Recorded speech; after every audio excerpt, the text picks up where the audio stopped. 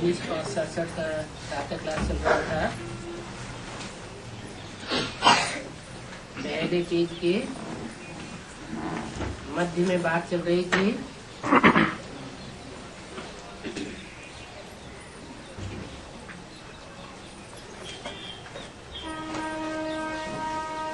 सारे विश्व में तुम ही बच्चे हो जिनको भगवान बाप पढ़ाते हैं,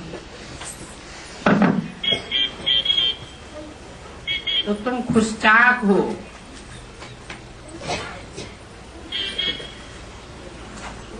बाप याद दिलाते हैं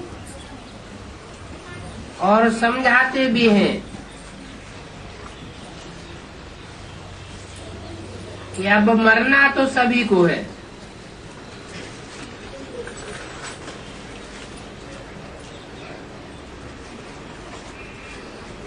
कोई को शरीर की मौत मरना है और कोई पुरुषार्थ करके जीते जी मर जाएंगे।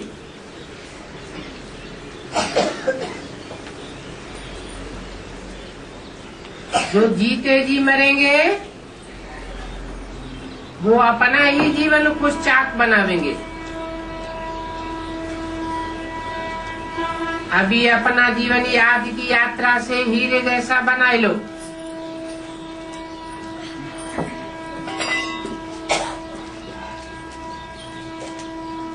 हीरे जैसा जीवन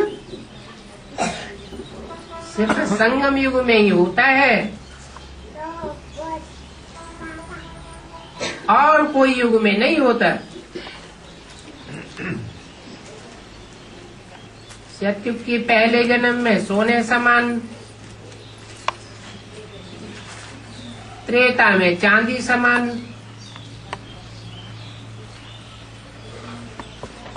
तो अभी तुम अपना जीवन हीरे जैसा बना सकते हो। बहुत फायदे का कारोबार है। गॉडली स्टूडेंट लाइफ ये सोर्स ऑफ इनकम है, एक जन्म के लिए नहीं, जन्म जन्मांतर के लिए। बच्चे जानते हैं कि हम स्वर्गवासी विश्व का मालिक बन रहे हैं, तो अपने को देखते रहो कि हम क्या कर रहे हैं। कहाँ सुस्ती तो नहीं करते हैं, क्योंकि डिले इज डेंजरस। बाप ने पहले भी समझाया है कि देखो तुमको कितना माल ढाल दिया था, अभी देखो तुम्हारे हाथ में कुछ भी नहीं है। अंत में तुम्हारे हाथ में क्या बचता है? कौड़ी जैसा जीवन बन गया है। बुद्धि में कौड़ी ही याद आती है। अभी बाप फिर हीरे जैसा जीवन बनाने आए।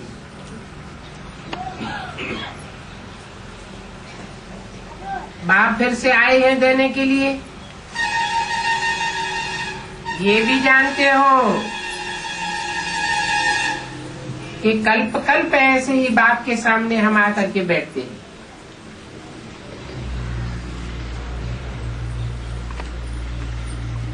हमारे सिवाय और कोई धर्म की आत्माएं नहीं है जो सामने आकर के बैठती हो।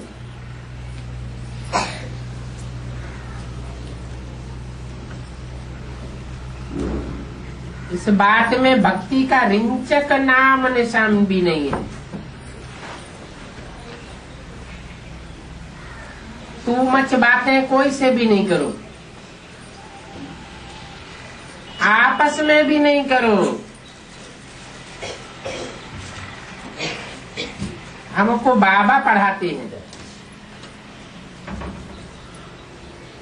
तो देखो कितना सहज हो जाता है। बाबा कहते हैं कि मुझे याद करो और बरसा लो। यही ज्ञान है जिससे सदगति होती है। बाकी जो कुछ भी सुनाते हैं वो सब दुर्गति करते आए हैं। ज्ञानदाता तो एक ज्ञान सागर बाप ही है, बाकी सब मनुष्य है दुर्गति दाता। इसलिए बाप ने एक स्लोगन बनवाया जो घर घर में टांग दो, श्रीमत से सदगति और मनुष्य मत से दुर्गति। भक्ति से तो दुर्गति होती आई है। भक्ति आती है रावण से। रावण है अनेक मुख वाला, अनेक मुखों से अनेक प्रकार की बातें बताता है। और बाप है एक मुख वाला, रामलीला दिखाते हैं। राम को एक मुख दिया है और रावण को 10 मुख दिखाते हैं। अर्थ कुछ भी नहीं समझते। इस रावण के ज्ञान से तुम्हारी दुर्गति होती है। अभी भी दुर्गति हो सकती है अगर अनेकों की बातों पर चलते रहे। ऊंचे से ऊंचे एक बाप को पहचान करके एक की मत पर चलेंगे तो सदगति ही सदगति है। आत्मा की भी सदगति और शरीर की भी सदगति। संगी साथियों की भी सदगति के निमित्त बन पड़ेंगे। बाकी भक्ति से तो दुर्गति होती है। इसलिए कहा जाता है सेकंड में जीवन मुक्ति। बच्चों को समझाते तो बहुत है कि शिव के भक्तों के पास जाओ, बोलो ये तुम क्या कर रहे हो।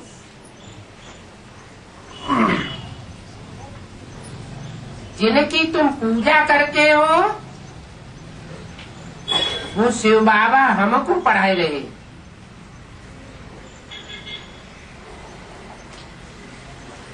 पहले भी पढ़ा करके गए थे। कुछ करके गए थे तो सारी दुनिया उस निराकार को याद करती है।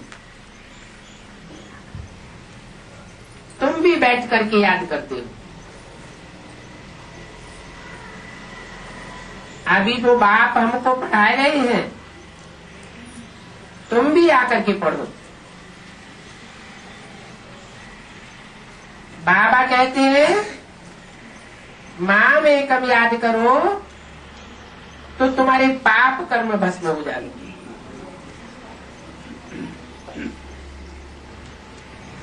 मामेकम का मतलब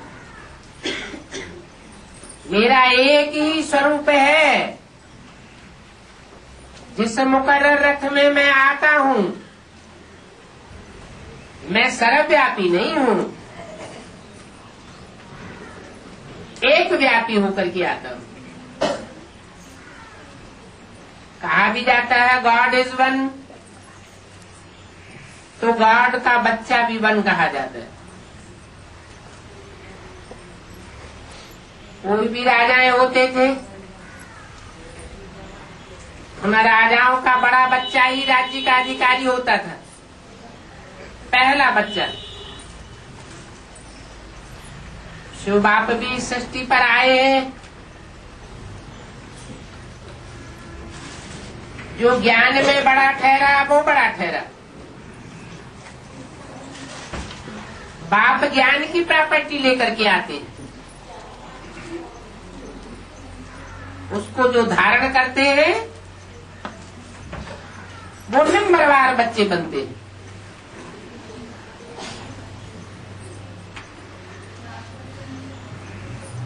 जिसने पहले पहले धारणा की बाप समान बनने की, एक बाप को याद करने की।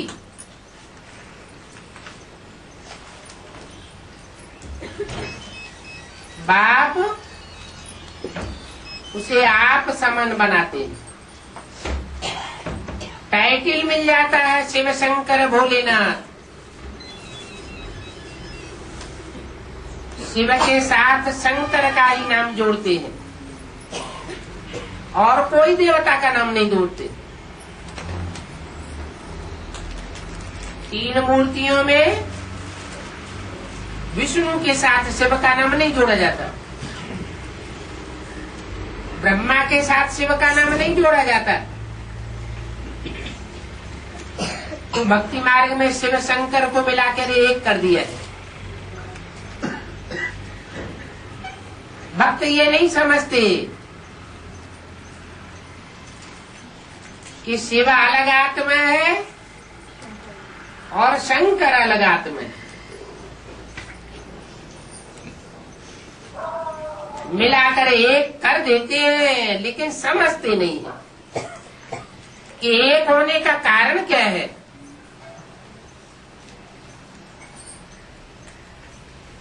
शंकर को याद में बैठे दिखाया जाता है, कोई से प्राप्ति होती है तभी तो उसे याद किया जाता है। जरूर कोई को याद करता है। शंकर तो देवताओं में बड़ा देवता कहा जाता है। देव देव महादेव, ब्रह्मा देव विष्णु देव, उनमें भी बड़े से बड़ा देव महादेव। तो भगवान तो नहीं है, परंतु भगवान की याद से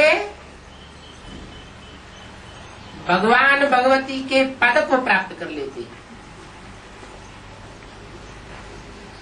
इसलिए कहते हैं कि जैसे को याद करेंगे वैसे ही बन जाएंगे। बाप भी कहते हैं अभी भी तुम माँ में कम याद करो, कोई दूसरे को याद न करो, मेरी अभी विचारी याद करेंगे तो मेरे जैसे निराकारी निर्विकारी निरहंकारी बन जावे।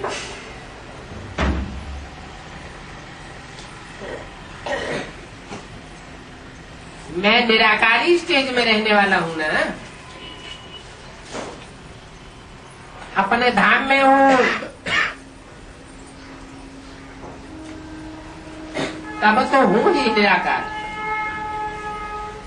तुम आत्माएं भी वहां निराकार स्टेज में रहने वाली हो, लेकिन मेरे में और तेरे तुम्हारे में ये अंतर है कि मैं साकार सृष्टि पर आता हूं तो भी निराकारी स्टेज में रहता हूं। कोई के भी संग के रंग में आऊंगा तो भी निराकार रहूंगा, निर्विकल्प रहता हूं। और तुम संग के रंग में आकर के संकल्प विकल्प में आ जाते हो। संकल्पों से अपनी ही सृष्टि की रचना कर लेते हो। तो मैं तरीका बताता हूं। पूर्व जन्म के जो किए हुए पाप हैं, इस संगम युग की रील में घूम रहे हैं।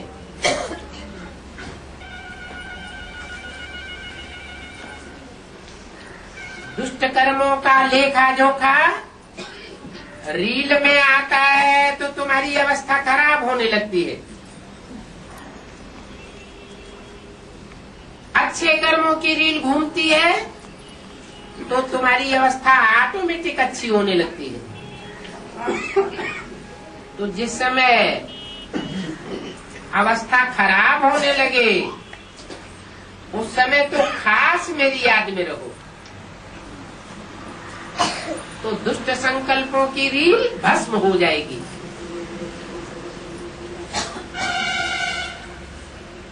मैं निराकार हूं, निर्विकार हूं, तो मेरी याद में रहने से विकारी संकल्प टिक नहीं सकेंगे, भस्म हो जाएंगे। और कोई मनुष्य मात्र को याद किया तो यह संभव ही नहीं है कि तुम्हारे पाप कर्म भस्म हो जाए।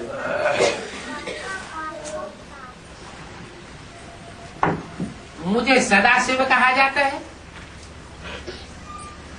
सदा का मतलब परमधाम वासी हूं तो भी शिव, इस साकार सृष्टि पर हूं तो भी शिव।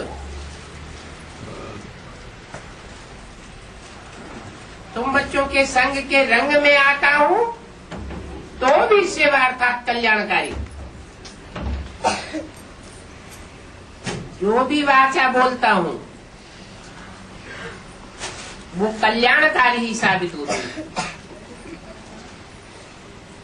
जो भी संकल्प चलाता हूं वो सत्संकल्प साबित हो जाता है। जो भी कर्म इंद्रियों से कर्म करता हूं वो कर्म सत्य कर्म होता है, व्यर्थ कर्म नहीं हो सकता।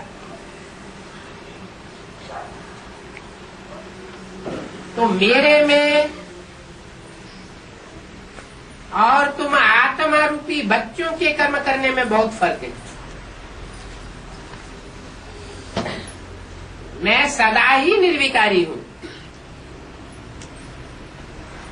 तुम सदा काल निर्विकारी नहीं रह सकते।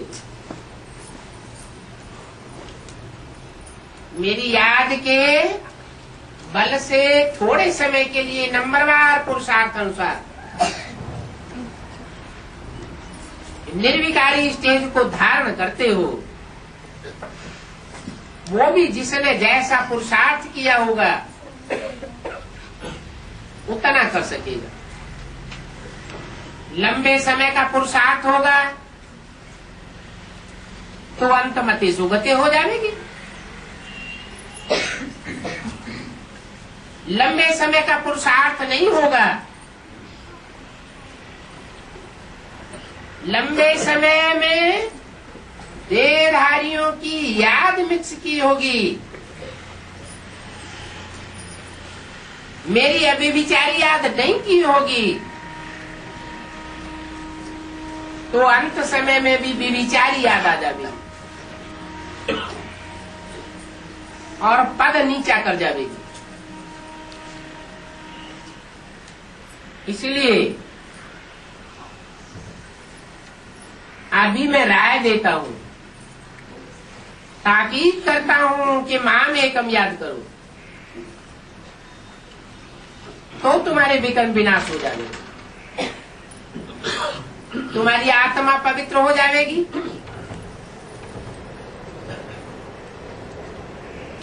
जितना आत्मा पवित्र होगी उतना ही पवित्र धाम में आवेगी। 15.16 कला संपूर्ण आत्मा पवित्र बनेगी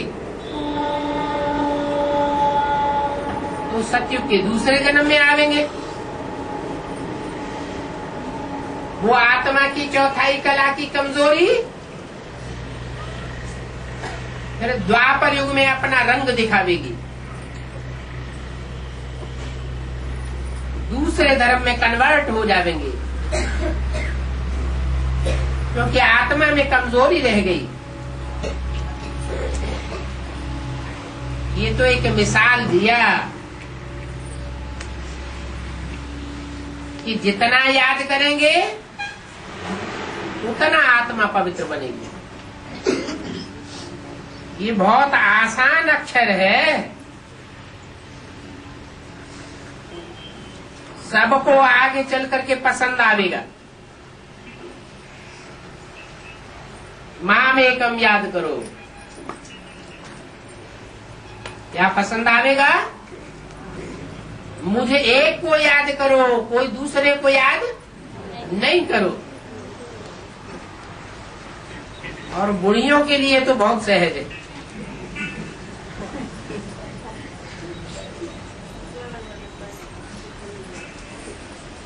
बाप कहते हैं एक अक्षर याद नहीं कर सकती। वंडरफुल बात है। अपने पति को याद कर सकती हो, और इस बाप ने क्या गुनाह किया है जो कि तुम याद नहीं कर सकती हो?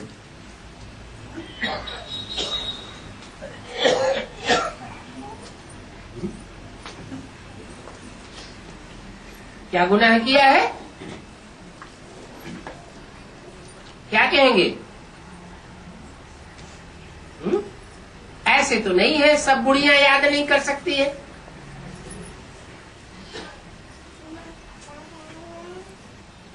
कोई ऐसी भी तो है जो बहुत याद कर सकती है। तो ये अंतर क्यों पड़ता है?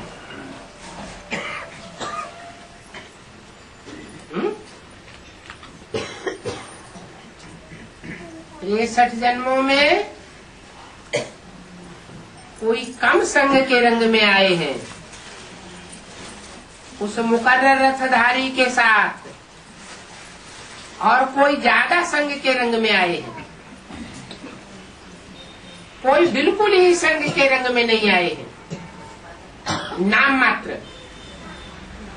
तो उन्हें याद भी नाम मात्र याद आवेगी। उन 63 जन्मों की भी शूटिंग कहाँ होती है, रिहर्सल कहाँ होती है? अभी संगम युग में रिहर्सल हो रही है। अभी जितना चाहो अपनी आत्मा में बल भर सकते हो। बुद्धि का ताला खुला हुआ है। अलबेलापन करेंगे, सुस्ती करेंगे तो अपना ही घाटा डालेंगे। ये तो भला बुद्धि में है ना कि हम बाप की श्रीमत से स्वर्गवासी बन रहे हैं। ये श्रेष्ठ मत हमें आज तक और किसी गुरु ने नहीं दिए कि स्वर्गवासी कैसे बना जाता है।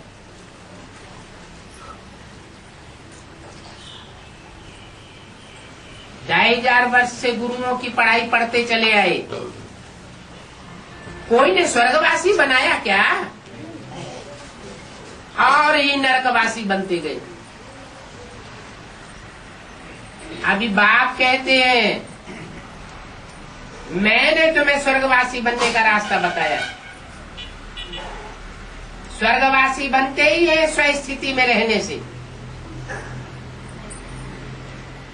ये स्वस्थिति का ज्ञान और कोई को नहीं होता।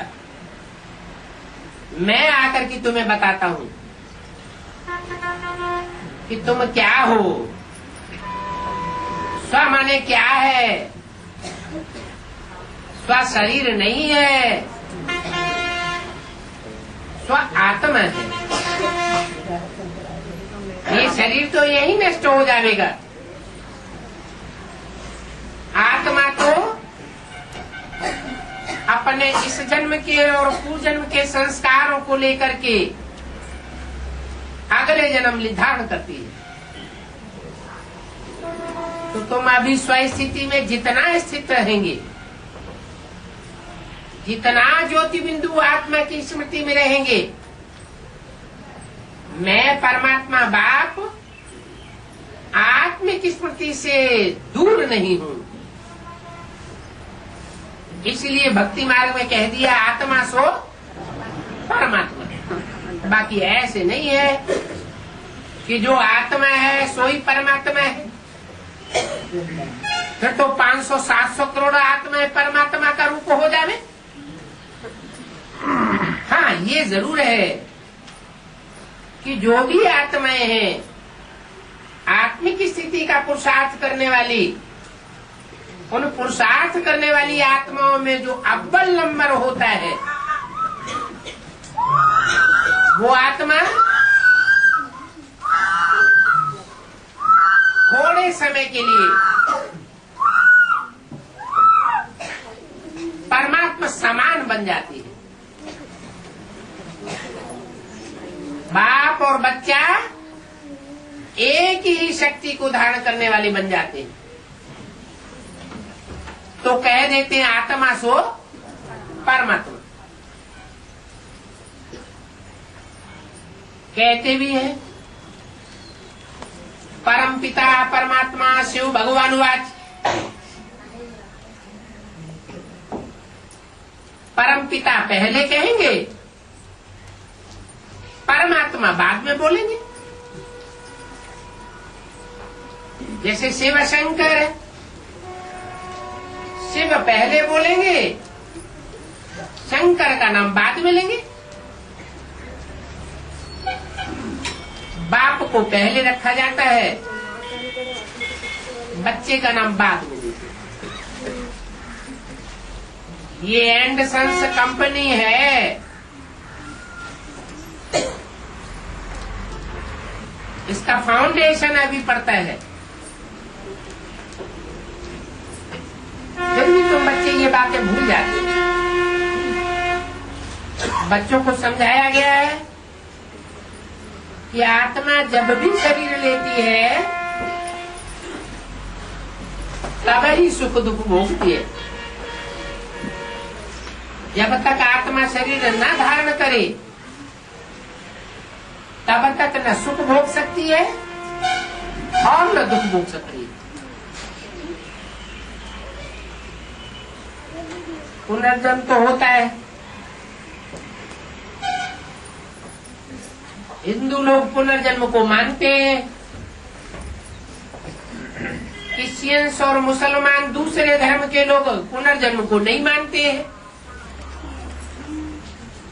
कारण क्या है?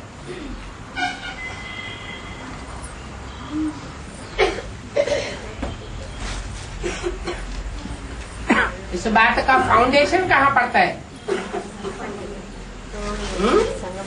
कैसे?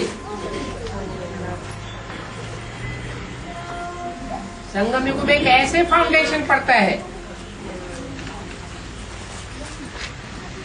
जो क्रिश्चियन धर्म में कन्वर्ट होने वाली आत्माएं हैं,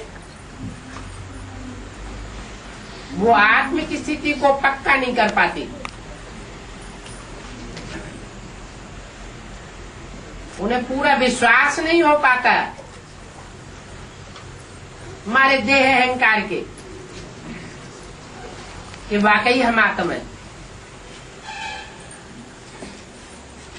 इसलिए वो फाउंडेशन पक्का नहीं होने के कारण स्मृति भी पक्की नहीं होती। और तुम तो हो 84 जन्म लेने वाले, इसलिए तुमको पक्का हो जाता है कि हम तो हैं ही ज्योति बिंदु आत्मा, और तुम आराम से ये शरीर छोड़ देते हो। देह में कोई मोह ममत्व नहीं रहता। तो ये फाउंडेशन अभी पड़ रहा है कि आत्मा एक जन्म लेती है या अनेक जन्म लेती है। अनेक जन्म धारण करने वाली मैं आत्मा ऑल राउंड पार्ट बजाने वाली हूँ।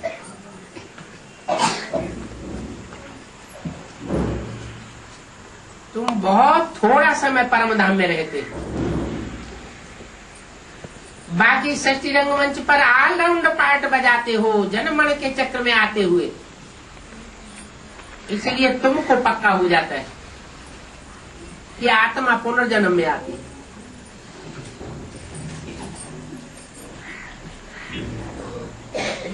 बच्चों को याद के लिए समय फिक्स करना चाहिए। दैवी गुरु भी धारण करने हैं और बहुत मीठा बनना है। अभी कोई से भी लड़ने झगड़ने का टाइम नहीं है। झगमुई की बातों में अगर टाइम वेस्ट करते रहे तो अपना घाटा बहुत भारी कर देंगे, बाद में बहुत पछताना पड़ेगा। अभी संगम युग का समय है सहन करने का। जितना जो सहन करेंगे उतना फायदे में रहेंगे। लिखा हुआ भी है 16 कला संपूर्ण संपूर्ण निर्विकारी। तो विकारों को क्यों आने देना चाहिए? कितना मीठा बनना चाहिए। मीठा बनना ये भी तो गुण है ना। कोई लाल पीली आंखें करे, तुम फूल बरसा दो, वो भी खुश हो जाएगा कि अरे इनके ऊपर तो कोई असर ही नहीं होता। तो कोई भी उल्टा सुल्टा काम नहीं करो। अगर ऐसा वैसा कोई काम भूल से हो भी जावे तो अपना कान पकड़ना है, तो सावधानी बनी रहेगी।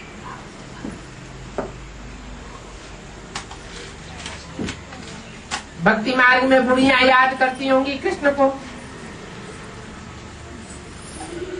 लेकिन यहाँ तो कहा जाता है नहीं,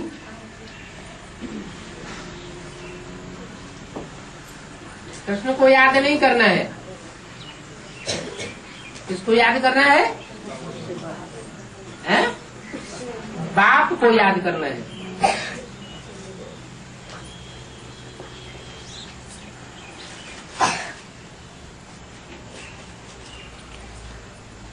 ये बुढ़ियों को, माताओं को कृष्ण की याद ज्यादा क्यों आती है?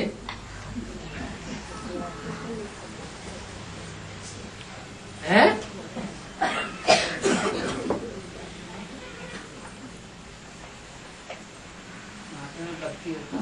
क्योंकि ब्राह्मणों की दुनिया में भी ऐसी ढेर माताएं हैं जो कृष्ण को ही भगवान समझे बैठी हैं। यज्ञ माताएं हैं ना, आदि से ही यज्ञ की पालना कर रही है ना,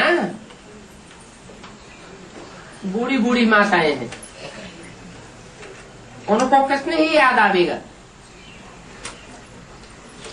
तुम तो बाप को याद करते हो। तुम जानते हो कृष्ण गीता का भगवान है नहीं। कृष्ण कहो, ब्रह्मा कहो, बात एक ही है।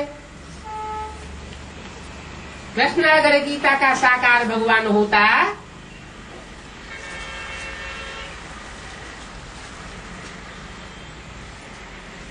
तो गीता से सदगति होनी चाहिए।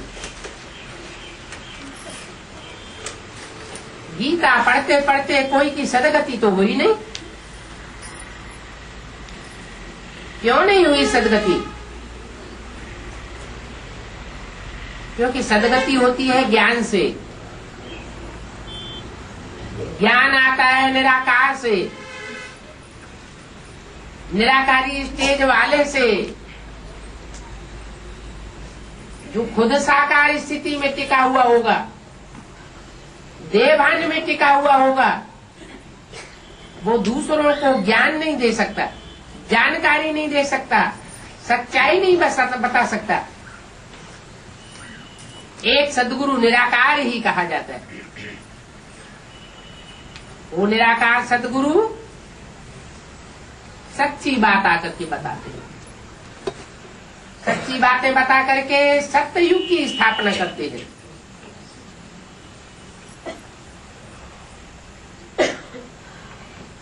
वो सदा निराकार है। हम पुरुषार्थ करके थोड़े समय के लिए नंबरवार निराकारी स्टेज धारण करते हैं। मान लो जिसे मुकर्रर रथ में प्रवेश करता है, वो भी सदाकाल के लिए निराकार रहता है क्या? ज्यादा से ज्यादा कितने समय तक निराकार रह सकता है?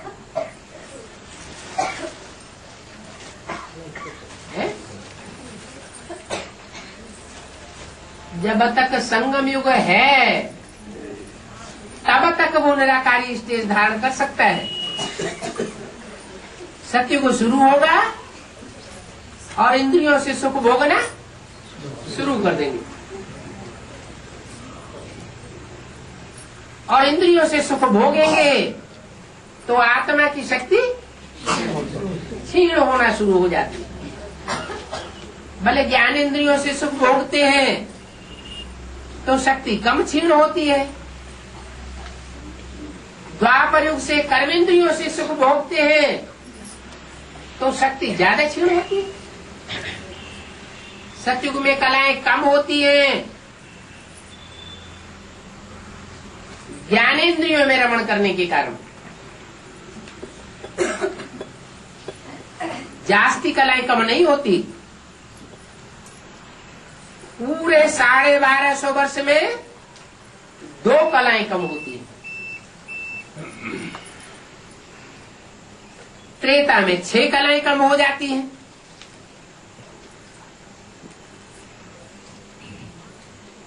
क्योंकि ज्ञानेंद्रियों से थोड़ा थोड़ा नीचे उतरने लगते हैं। और द्वापर युग में तेजी से पतन होता है,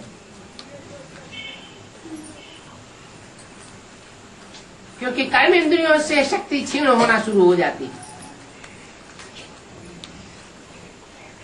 कलयुग में कलाहीन बन जाते,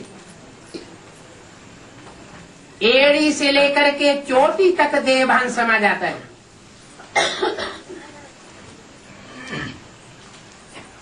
अभी बाप हमको बताते हैं कि मैं आत्मा भी निराकार, निराकारी स्टेज को धारण करने वाली तुम भी निराकार बनो। निराकारी ज्योति बिंदु स्टेज में रहेंगे तो निर्विकल्प रहने से निर्विकारी बनेंगे, निर्विकारी बनेंगे तो निरहंकारी बनेंगे। देह का अहंकार खलास हो जाएगा, कर्म इंद्रियों की स्मृति भी भूल जाएगी।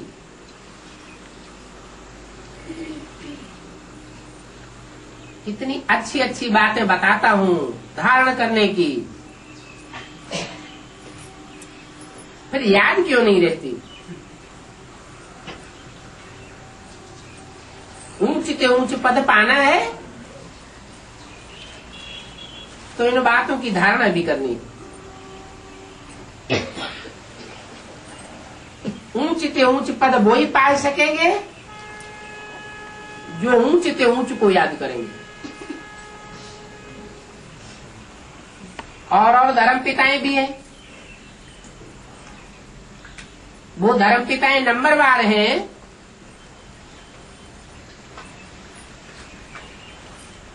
या समान ऊंचाई वाले हैं? नंबरवार। क्यों नंबरवार हैं?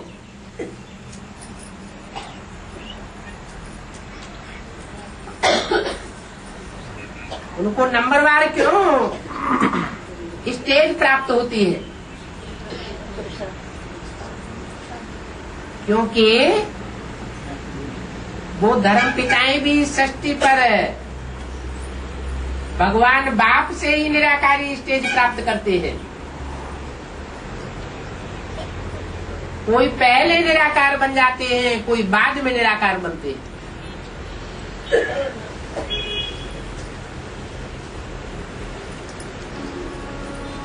सनातन धर्म की स्थापना जिनके द्वारा होती है वो सनत कुमार पहले निराकारी बनते हैं। उनको कहा जाता है योगीश्वर।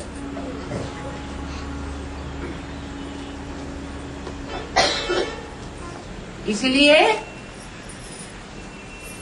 वो सारी सृष्टि का, मनुष्य सृष्टि का पिता गाया हुआ है। मनुष्य सृष्टि रूपी झाड़ का बीज, उसमें सारे झाड़ की ताकत भरी हुई। और जो धर्म पिताएं हैं वो बाद में समझते हैं, फिर बाद में निराकारी स्टेज धारण करते हैं।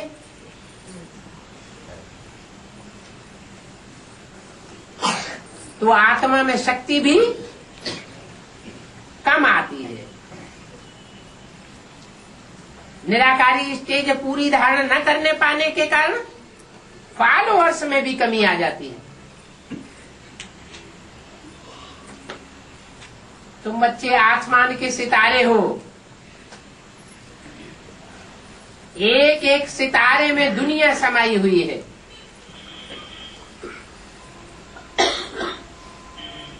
उन जड़ सितारों में दुनिया नहीं है, तुम चैतन्य सितारों में दुनिया समाई हुई है। क्योंकि तुम सारी सृष्टि के पूर्वज हो। एक एक सितारे के पीछे सैकड़ों नहीं, हजारों, लाखों, करोड़ों की तादाद में फॉलो करने वाले मौजूद हैं। तो अपनी दुनिया हो गई ना। तो बाप तो कहते हैं ऊंच से ऊंच पद पाना है, ऊंच से ऊंच को फॉलो करेंगे तो ऊंच पद पावेंगे। कोई तो फिर थर्ड क्लास को फॉलो करते हैं। बाप को पहचानने के बाद भी, अंजाम करने के बाद भी, खून से लिख करके देने के बाद भी, कोर्ट स्टाम्प पेपर पर लिखने के बाद भी थर्ड क्लास धर्म के धर्म पिता को फॉलो करने लग पड़ते हैं।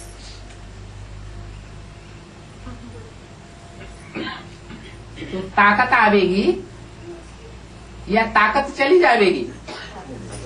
ताकत नष्ट हो जाती है, यही कन्वर्ट हो जाते हैं। तो ब्रॉड ड्रामा में भी कन्वर्ट हो जाते हैं। यहाँ भारत को धोखा दे जाते हैं तो वहां भी भारत को धोखा दे जाते हैं, दूसरे धर्म में कन्वर्ट हो जाते हैं। अभी तुमको तो ऊंच पद पाना है, तो किसको फॉलो करना है? धर्म पिता है तो नंबर 12 है। ऊंच से ऊंच कौन? ऊंच से ऊंच कहेंगे शिव बाबा। शिव बाप को नहीं कहेंगे ऊंच से ऊंचे। शिव बाप माने बिंदु बिंदु आत्माओं का बाप। वो तो परमधामी स्टेज की बात है। परमधाम में ऊंच और नीच की बात नहीं होती है। इस साकार सृष्टि पर ऊंच और नीच का भेद होता है। तो ऊंच है मनुष्य सृष्टि का पिता। इसीलिए पहले भी मुरली में बोला,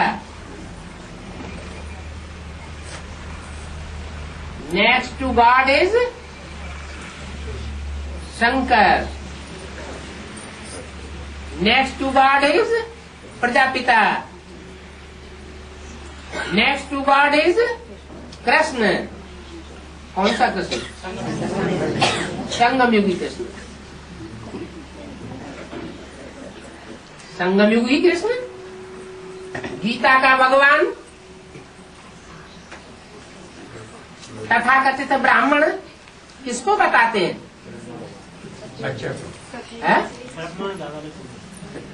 कृष्ण को गीता का भगवान नहीं बताते। कृष्ण उर्फ ब्रह्मा को गीता का भगवान नहीं बताते। गीता का साकार भगवान वो तथाकथित ब्राह्मण किसको बताते हैं? दादा लेखराज उर्फ कृष्ण की आत्मा को बताते हैं ना। तो वो संगम युग में नहीं होता क्या है? संगम युग में उसका रूप दादा लेखराज का है। कृष्ण के रूप में तो वो सतयुग में बच्चे के रूप में जन्म लेगा।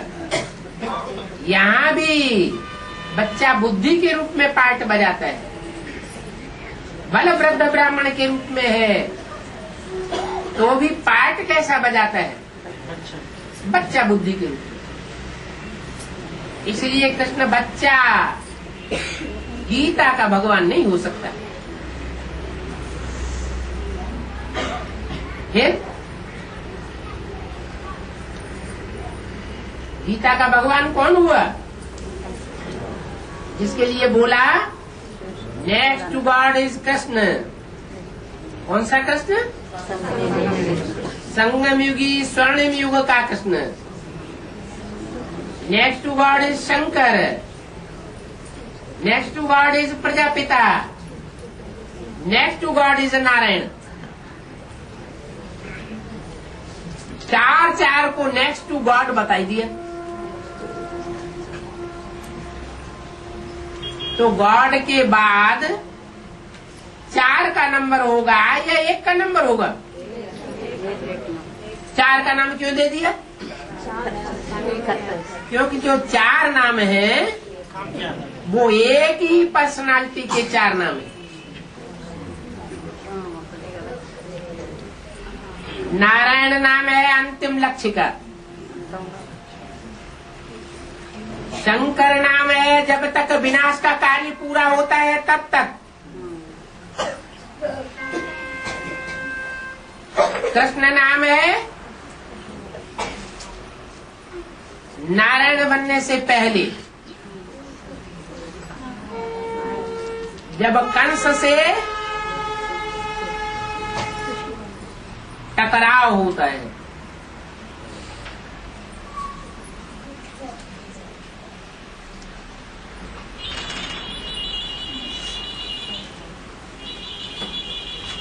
ये संगम युगी कृष्ण क्या गायन है शास्त्रों में?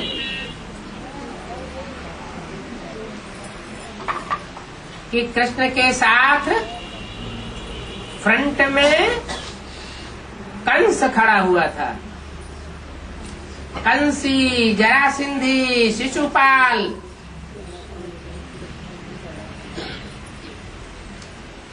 ये कृष्ण को फूटी आंख से देख नहीं सकते थे।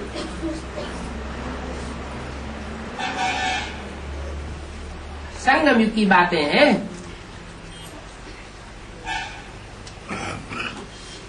दादा लेखराज के स्वरूप की बात नहीं है। वही दादा लेखराज की आत्मा जब अर्धचंद्र के रूप में प्रवेश करती है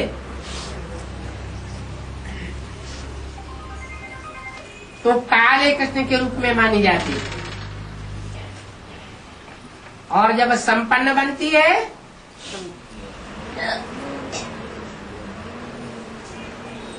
तो नारायण के रूप में कहा जाता है। वो नारायण संगम युग में और सतयुग के आदि में 16 कला संपूर्ण कहा जाता है। दूसरे नारायण भी हैं जो सतयुग में ही जन्म लेते हैं, लेकिन उनका गायन और पूजन शास्त्रों में नहीं है। उनके मंदिर नहीं है, उनकी मूर्तियां नहीं पूजी जाती। क्यों नहीं पूजी जाती? क्या वो पवित्र नहीं होते हैं? सतयुग में Lakshmi Narayan the second, third, fourth ये पवित्र नहीं बनेंगे क्या? है? नहीं बनेंगे? पवित्र तो बनेंगे। फिर इनकी पूजा क्यों नहीं होती है? हाँ, क्योंकि संगम युग में इन्होंने ऐसा पुरुषार्थ नहीं कर पाया जो पूजनीय बन पाते। इसलिए गायन, पूजन और यादगार त्योहार संगम युगी स्वर्णिम युग के हैं, सतयुग के नहीं है। वो तो उतरती कला का युग है और संगम युग है चढ़ती कला का युग। संगम युग में भगवान बाप आते हैं, सतयुग में भगवान नहीं होता है। इसलिए संगम युग का गायन है। ओम